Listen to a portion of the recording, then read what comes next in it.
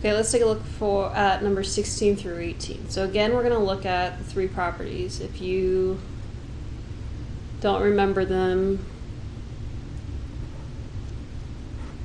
what we did earlier was when we expanded, if we were multiplying two things together, we had to add their logs together.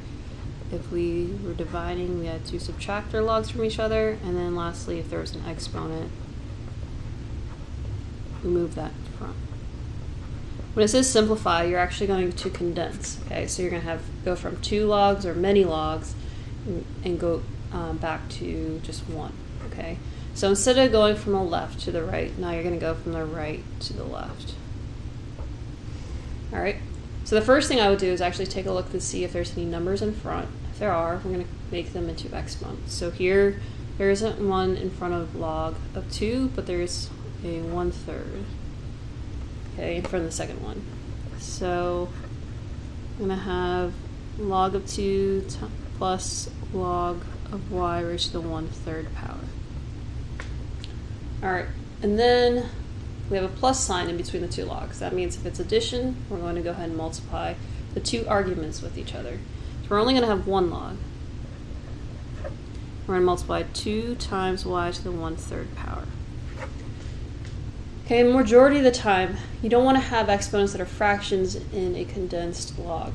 So we're going to actually go ahead and change this into a radical. So remember, the top of your fraction is your exponent, the bottom is your index of your radical. So I'm going to have log of 2 times the cube root of y to the first, or just y.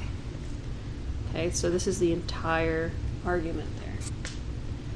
All right, for number 17, we have quite a few that have numbers in front, so we actually have to go ahead and make those into exponents. So 2 goes up, so does 7, and so does this 3. So I'm going to have natural log of x squared plus natural log of y to the 7th minus natural log of z to the 3rd power. So what we're doing in between these two is we're adding, so that means we're going to multiply the 2 arguments, x squared times y squared. So we're going to have 1 natural log of x squared y to the 7th. Okay, we can't forget about this last one. All right, we are subtracting between these 2 logs, so that means we're going to divide by z to the 3rd. So we have 1 natural log x squared y to the 7th over z cubed. And that's it. All right, so these 2, pretty easy. It's the last one that might give you a little bit of trouble. Okay, so here, what we want to do is go ahead and take care of what's inside the parentheses first, and then work with everything else. All right, so here, we're subtracting between 2 natural logs, between 3 and x, so we're going to divide. All right, so 3 times the natural log, 3 divided by x. In this set of parentheses, we also have the difference between 2 logs, so we're going to have x divided by 9. So natural log of x over 9. And if we have any numbers in front, we have to make that an exponent. So we're going to make this an exponent up here. So I have natural log 3x raised to the 3rd.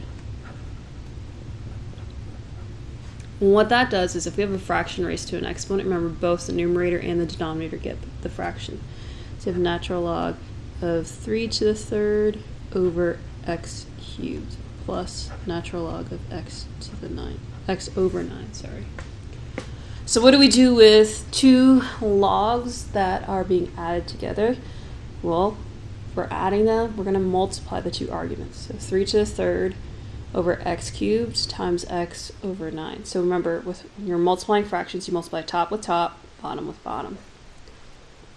So I get natural log of 3 cubed is 27 times x. Then x cubed times 9, so 9x cubed. And we all know that we can simplify this a little bit.